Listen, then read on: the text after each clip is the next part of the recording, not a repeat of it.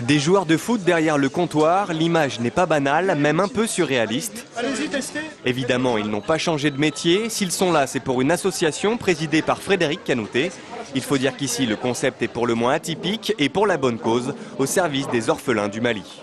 Et ce qu'il faut, comme dans tous les pays en Afrique en général, c'est donner l'opportunité aux jeunes de pouvoir avoir la chance d'aller à l'école comme tout le monde, d'avoir un accès à la santé beaucoup plus abordable, beaucoup plus facile.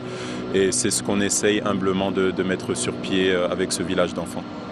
5% des bénéfices annuels de cette enseigne villeurbannaise seront reversés à la Fondation Canouté pour la construction d'un village d'enfants près de Bamako. Les travaux ont d'ailleurs déjà commencé sur place. Maison, école, centre de formation, les idées ne manquent pas. Un vrai projet culinaire doublé d'un but humanitaire. Il y a une vraie intention derrière.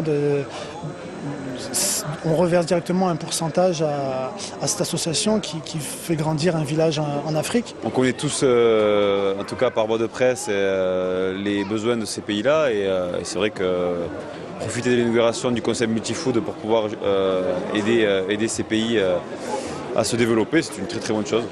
Sidney Govou, Peggy Louindoula, Daniel Louboya ou encore Nicolas Dieuze, des joueurs de Lyon, Paris et Grenoble étaient présents à l'inauguration.